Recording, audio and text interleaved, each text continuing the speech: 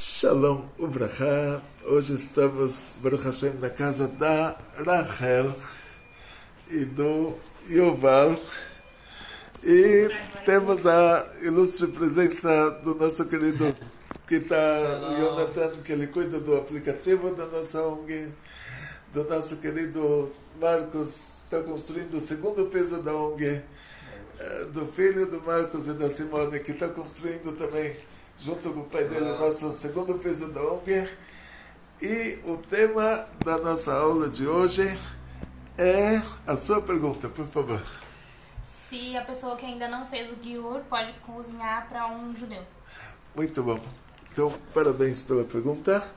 E nossos sábios, na época da Mishnah, fizeram alguns decretos em relação a pessoas que não são judeus e a judeus que não guardam Shabbat.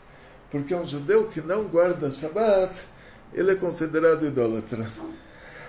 De acordo com a Torá, se a pessoa não guarda Shabbat, quer dizer, se alguém não está servindo a Deus, ele está servindo a outra coisa automaticamente.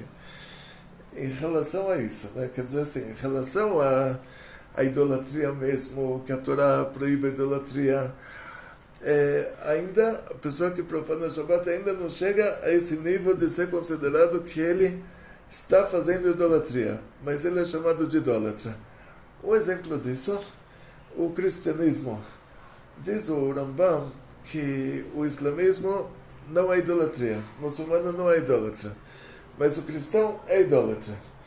E a Gemara fala que 3 dias antes da festa da idolatria, nós não podemos fazer negócio com os idólatras, não podemos comprar deles, não podemos vender para eles, porque eles vão agradecer a estátua pelo que eles venderam para nós, pelo que a gente vendeu para eles, compramos deles.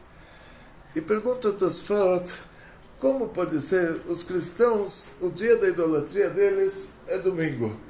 Como pode ser que quinta, sexta, sábado a gente não faz negócio, mas vamos dizer assim, 3 dias antes, deveria ser proibido para a gente fazer negócio com os cristãos da quinta e na sexta. E porque é permitido, até no próprio domingo é permitido fazer negócio com eles. Até no próprio domingo, que é o dia da idolatria deles, é permitido comprar e vender para eles. Então por quê? Diz o Tosfot, porque os cristãos não têm oferendas para a idolatria. Eles são idólatras por acreditarem que Deus é uma trindade. Os muçulmanos, eles não são idólatras, mas eles inventaram uma religião. Mas os cristãos, mesmo sendo idólatras, eles não fazem oferendas para a idolatria. Então tudo que eles fazem é uma ideologia idólatra, mas não é uma prática idólatra. Então a gente vai separar isso. O judeu que não guarda Shabbat entra nessa classificação. Ele não está fazendo uma oferenda para a idolatria, vamos dizer, o que era proibido pela Torá, desde que a Torá foi entregue e antes da Torá ter sido entregue. O que é proibido pela Torá em relação à idolatria, que é tudo muito, muito grave, é a prática da idolatria. E no cristianismo não tem a prática da idolatria. Então a prática da idolatria antiga é que eles ofereciam vinho para a estátua. E então diz o Shulchan Aruch, o Rabbeinu Yosef Karo, que essa prática de idolatria, de oferecer vinho para a estátua, ela só existe agora na Índia e nos confins do norte. O que são os confins do norte? É o Tibete e o Nepal. Naquela época não tinha Polo Norte, tá? 500 anos atrás não tinha Polo Norte. Polo Norte foi uma descoberta depois. Mas os confins do norte eram Nepal e Tibete. Então pergunta o Shulchan Aruch, como pode ser que hoje nós moramos entre os muçulmanos e os muçulmanos não são idólatras? Os cristãos não têm oferendas para idolatria. E oferendas para a idolatria só tem na Índia e nos confins do norte. Então a gente sabe que os povos do mundo aqui, onde tem as comunidades judaicas, que não tinha comunidade judaica na Índia, onde tinham as comunidades judaicas, era exílio de Ismael, exílio de Esav, que era o Império Árabe e os países europeus, E nesses lugares não se oferecia vinho para a estátua. Então, de ponta a ponta onde os judeus moravam, a gente deveria ser permitido para nós comprar vinho deles. E a Mishnah fala que se alguém que não é judeu, ele mexe na garrafa de vinho, se esse vinho não foi pasteurizado, não foi fervido, ele já, naquela hora, ele já faz a oferenda para a estátua. Ele já não precisa nem falar, ele já fala antes, alguma coisa. Não sei como eles faziam isso, que graças a Deus não estava lá e não estou pensando em ir para a Índia e perguntar como eles fazem, mas então aí diz o Rabbeinu Yosef Karo, sendo que nossos sábios eles decretaram que é proibido tomar vinho feito por alguém que não é judeu, por causa que há 2000 anos atrás tinham essas oferendas na Terra Santa. Então, o que foi decretado aqui embaixo foi decretado lá em cima. E isso que aconteceu com a entrega da Torá, que o tribunal rabínico no Sanedrin, no Bet HaMikdash, o que foi decretado aqui embaixo, o tribunal divino teve que decretar igual.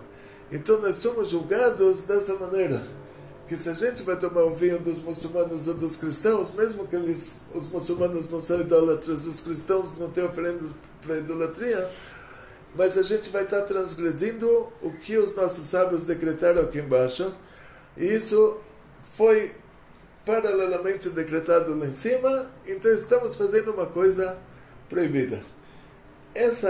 Esse decreto inclui um judeu que ele não guarda Shabbat, que ele é considerado um idólatra na teoria, tipo um cristão, que ele não acredita nesse Deus que criou o mundo em 6 dias e que no 7º dia não criou nada. O Deus dele não é esse. Se o Deus dele fosse esse, ele estaria guardando o Shabbat. Então, tanto se eu venho comer agora na casa de alguém que ainda não se converteu ao judaísmo, quanto se a minha sogra vem para minha casa, minha sogra não está guardando o Shabbat, pelo menos até ontem, né? Amanhã, não sei, amanhã pode ser que ela comece, mas assim, nos últimos 74 anos ainda não guardou. Então, se a minha sogra vem cozinhar em casa, e a minha sogra nasceu em Israel, o pai dela era da Hungria, a mãe da Romênia, mãe de Bucareste, então ela tem umas receitas aí bem típicas judaicas que a gente não sabe fazer. E, então ela vai cozinhar para a gente. O que eu devo fazer? Eu acendo fogo para ela, porque está escrito nesse decreto rabínico, se o judeu, esse judeu que ele guarda Shabbat, ele acendeu o fogo, ele já participou de fazer essa comida. Então vamos dizer, agora falamos do vinho. Então o vinho é proibido por causa da idolatria. E a comida decretaram nossos sábios. Então vamos dizer, onde a minha sogra entraria no assunto do vinho, que sempre que ela vem para minha casa, Shabbat para minha casa, eu não poderia oferecer um vinho que não tivesse sido pasteurizado, ou seja, fervido, porque judaicamente falando, 45 graus já é considerado fervido. Então pasteurizado é 75 graus, não sei, então já é considerado fervido.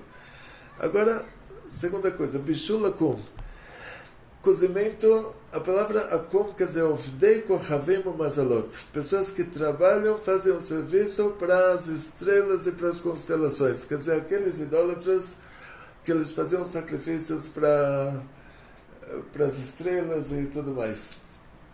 Então, na hora que o nosso povo morou entre esses idólatras, sempre, nós, desde que saímos do Egito, até que os árabes invadiram a Terra Santa, né? Até que os muçulmanos eles fizeram o Império Árabe, que já tiraram a idolatria da região, a gente morou no meio de povos que eles faziam sacrifícios para a estátua.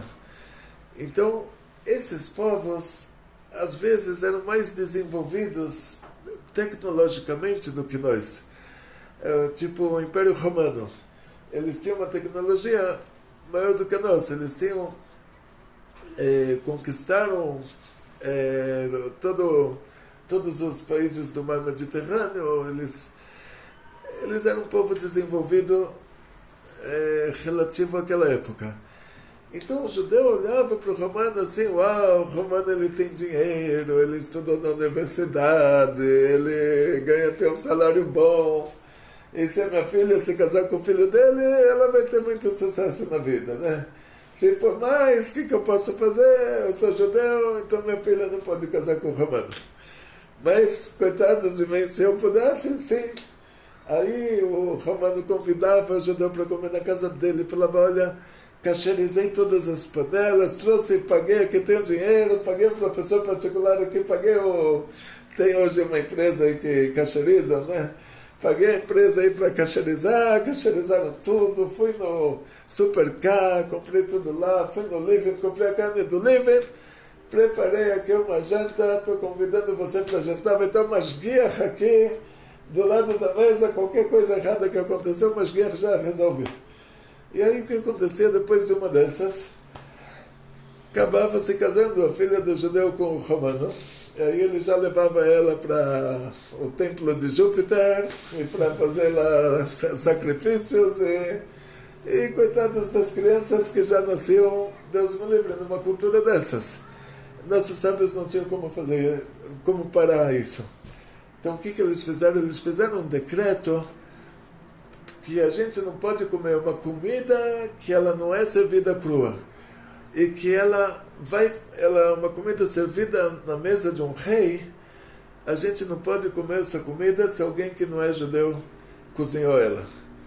O motivo deles era para não misturar entre o nosso povo e o povo romano. Agora, hoje em dia, lá em Israel, a gente não se mistura com os palestinos. Você concorda, né? Sim.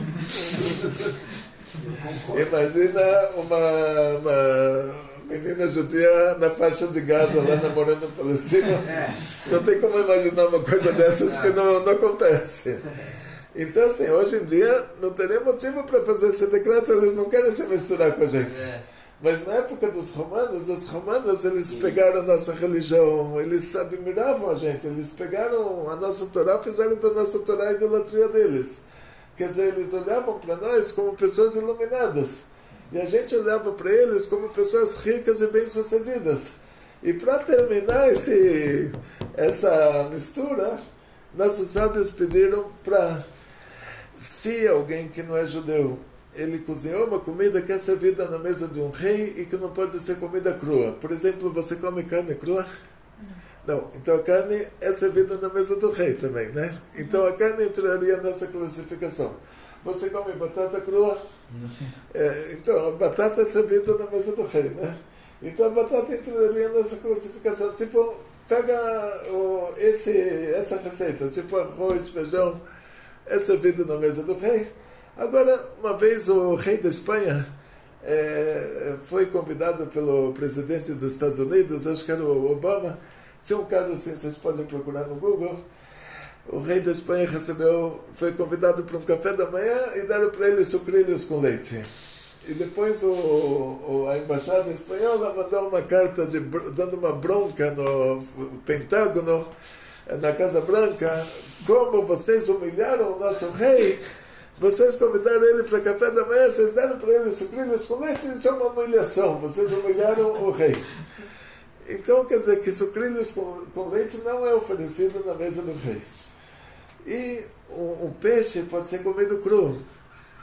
Então você come sushi é peixe cru. Então o peixe não entraria nessa classificação. Uma coisa que não é oferecida para o rei, tipo, na mesa do rei, tipo assim, o rei não vai te convidar para comer uma ervilha com ele. Então, para comer abrir uma latinha de milho e comer junto com ele. Então, assim, essas coisas que não fariam parte de um almoço, de uma janta, até de um café da manhã no Palácio do Rei. Então não tem problema que uma pessoa que não é judeu cozinhe isso do começo ao fim. Nossos sábios, quando eles fizeram esse decreto, o que eles decretaram aqui embaixo foi decretado no Tribunal Divino. Mesmo que hoje os povos do mundo mudaram, mesmo que hoje os palestinos não vão nos aceitar na sociedade deles, graças a Deus. Não fala baixo, mas graças a Deus. Na Síria, sabe, na Síria não tinha casamentos entre judeus e muçulmanos. Você vê o que é a Síria hoje, 10 anos se matando lá, a gente não ia querer morrer dessa maneira, né? No Líbano, os muçulmanos não se casaram com os judeus. Então, você vê o Líbano, quanto tempo já... E hoje, o Oriente Médio inteiro não tem nenhuma suspeita, não tem problema. Pode deixar sua filha brincar na calçada, ela não vai namorar um palestino, não tem problema. Mas, sendo que isso foi decretado aqui embaixo, no Bet HaMikdash, que tinha lá o Lishkat HaSanhedrin, então, consequentemente, foi decretado lá em cima, paralelamente foi decretado lá em cima, então, por isso, hoje, a gente às vezes usa um patente para deixar uma vela acesa, uma vela de 7 dias acesa, fala, olha, eu acendi o fogo, aí a colaboradora que trabalha dentro da casa, a gente não pode falar mais empregada, né? Então, a colaboradora doméstica que trabalha dentro de casa, aí ela chega, aí ela pega com um espetinho lá, ela pega o fogo, passa para o fogão, as panelas são kasher, os ingredientes são kasher. Se tem que verificar alguma coisa de bichinhos, aí já tem que deixar verificado. Mas hoje a gente faz assim, isso é chamado de dar um jeitinho, né? Mas se dá um jeitinho. Pode se dar um jeitinho. Agora, uma coisa interessante que nós vamos ver nesse assunto chamado Bishulakum. O Bishulakum, cozimento desses que fazem serviço para as estrelas, Ovdei Kohabim, Femazalot. Então, o que acontece na prática é que os nossos sábios decretaram isso para o fogão que eles tinham na época, que era um forno a lenha. Era um fogo de verdade. Então, o forno elétrico micro-ondas, eles não existiam naquela época.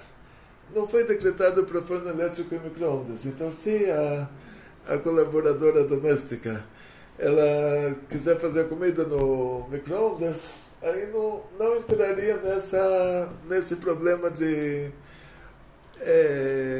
Bishulakum. Tem mais alguma pergunta? Assim, estava tudo esclarecido assim até agora? Tudo esclarecido. Tudo esclarecido, então tá bom. Gente, dúvidas? Dúvidas? Está tudo esclarecido, então terminou o assunto do Bishulakum, do Patacum, que é agora vamos... Não, desculpa, terminou o assunto do Bishulakum, agora vamos para um assunto que é chamado Patacum, o pão dos Ovdei Kohavim e Mazalot, o pão dos idólatras. Estava dando problemas também naquela época. Nossos sábios proibiram a gente de comprar pão dos idólatras. Eu estava em Jerusalém, morei em Israel 24 anos, assim, eu estava lá em tudo, mas já estou 20 no Brasil, né? Então já estou meio enferrujado agora. Mas eu estava lá em Israel na época da Muvuca, né? Hoje Israel virou meio que Estados Unidos, mas naquela época ainda era mais um país árabe do que um país judeu. E a gente comprava muitas coisas dos árabes. E uma vez eu vi uma fila, aquele lugar se chamava Mafiat Pitot. Inacreditável. Você chega a ter uma mulher árabe no chão, tem uma pedra com um trilho, tipo, tem um buraco redondo, uma pedra com um buraco redondo. Dentro desse buraco redondo tem uma pedra menor, bem menor, 1/3 do buraco assim, também redonda, com um buraquinho no meio. E ela pega um copo de trigo, coloca dentro do buraco que tem dentro da pedra redonda e roda essa pedra redonda dentro do espaço redondo e aquilo vira farinha. Quer dizer, era um moinho manual. Ela pega aquela farinha, mistura com água, joga na parede do forno e em menos de 1 minuto já virou uma pita. Um pão árabe, quer dizer, simplesmente 100% kasher. Não tinha nenhum ingrediente, não é que é a padaria brasileira aqui que eles assam pão um pão normal junto no mesmo forno que assaram a pizza de presunto aí. Lá não tinha nenhuma mistura, quer dizer, ela só fazia aquilo, não precisava nem peneirar a farinha, porque ela moía o trigo na hora por motivos culinários dela, né? Que o trigo moído na hora, ele tem umas características que quando você moe e deixa moído armazenado, ele não tem essas características. Não. Então ela fazia isso para que a pita tivesse um gosto melhor. Não tinha nem sal na pita. Então por isso que o pão antigo, nossos sábios decretaram que você tem, quando você fala moitze, você vai comer o pão, você tem que colocar o pão no sal. Por quê? Porque o pão antigo era só farinha e água mesmo. Ele não tinha um gosto. E para que você fale a brachá, para que a brachá que você fale sobre uma coisa que você está tendo um proveito, então você tem que sentir o gosto do que você está comendo. Você tem que ter um proveito. O proveito não é somente o fato de você comer e não morrer de fome. Você tem que comer uma coisa que você gosta. É por isso que tem essa tradição de colocar o pão no sal. De qualquer maneira, nossos sábios na época antiga, então eles fizeram o decreto que é proibido comprar o pão dos Ovdei Kohavim e Mazalot. O povo não aguentou. Aí os nossos sábios desfizeram o decreto. Desfizeram o decreto que eles desfizeram. Para desfazer um decreto da Mishnah, tem que ter um Beit Adin, um tribunal rabínico que tenha a mesma qualidade do que eles, ou que seja maior do que eles em quantidade e em qualidade. Então eles próprios que decretaram, eles próprios desdecretaram, e por isso diz o Shulchan Aruch, é permitido comer pão feito por alguém que não é judeu, mas quando você chega ao Shabbat, para o pão do Shabbat, a halá do Shabbat, é melhor você fazer a sua própria. Então, no caso da sua pergunta, se alguém ainda não é judeu, então não tem problema, ela pode fazer halá, não tem problema. Quer dizer, que é permitido, só o Shulchan Aruch recomenda que para Shabbat seja um pouco mais rigoroso, mas então nesse caso não precisa, no seu caso não precisa ser mais rigoroso. Vamos entrar em mais um detalhe aqui em relação a isso, muito, muito interessante esse assunto. Nossos sábios decretaram que não pode tomar leite do halav akum. Então, halav akum, porque antigamente, 2000 anos atrás, cada pessoa ele tinha vaca na casa dele, tinha égua, então você encomendou, no final da rua tem a dona da vaca, você encomendou 1 litro de leite. Você falou, olha, eu vou mandar o Yoval às 6 da manhã pegar aí 1 litro de leite. Às 15 para 6 a mulher viu que não tinha leite. Então o que ela fez? Pegou da água. Ela, no lugar, ou ela tinha só meio litro de leite de vaca, ela acrescentou meio litro d'água. E isso acontecia, era uma coisa comum. Tudo que nossos sábios decretaram era uma coisa que acontecia normalmente. Então eles decretaram que não vão poder tomar o leite do halav akum, do Ovdei Kohavim e Mazalot, a não ser que um judeu esteja lá olhando. Então hoje o BDK, eles copiaram de Israel esse sistema de câmeras. Então tem o leite aqui em São Paulo, você tem o do Xandô, o da Leite, que tem as garras do BDK. Aí como eles fazem? Eles colocaram as câmeras lá na vacaria e eles verificam pelas câmeras. Aí o Mashgiach verifica pelas câmeras. Perguntei para o Rav Mordechai Gershon, ele falou que é 100%. Perguntei para o Rav Yehuda Kvin, que ele é Dayan, assim, juiz de tribunal rabínico, os dois, tanto o Rav Mordechai quanto o Rav Yehuda Kvin, me falaram que é 100%. Eu liguei para minha mulher, aí ela falou, olha, então verifica se é. Aí eu falei com o Rav Yehuda Kvin, ele falou, eu abro minha geladeira, fotografo, mando para você. não tem problema. Depois me conseguiu do Rav Mordechai Ashkenazi lá de Israel, que eles autorizam isso. No final, falei, tá bom, eu não sou dayan, não trabalho em tribunal rabínico, estou longe, não quero nem ser shochet, nem tribunal rabínico, eu sou rabino de casamentos, não sou rabino de divórcios. Quer se divorciar, vai procurar outro. Aí o que acontece? Esses que são do tribunal rabínico é divórcios, é conversões, é tribunal, né? Então eu falei, então eu não sou maior do que eles, se já 3 me falaram lá no Koilo. Então eu já falei, 3 já é um Beis Din, eles são os 3 Dayanim, então já... Mas, em outras palavras, a gente estava no interior, em Socorro, e então nós fomos para a vacaria e vimos tirar o leite, comprei balde, levei o balde, tudo como antigamente. E aí lá a gente verificou. Então eles decretaram para não tomar o vinho dos goim por causa que o vinho era oferecido para a estátua, uma coisa cozida pelos goim, porque estava acontecendo casamentos entre os romanos e as judias, uma coisa, o leite, porque estavam misturando,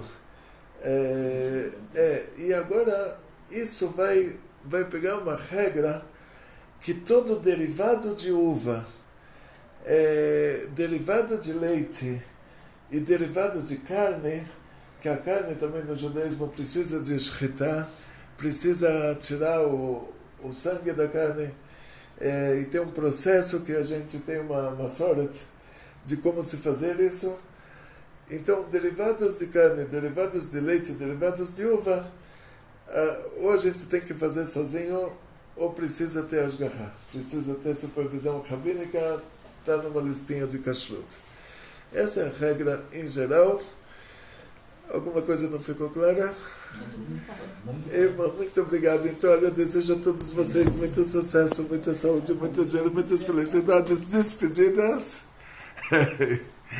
Despedidas. Shalom. Olha, shalom para Simone, que está vendo as nossas aulas. Oba! E muita alegria.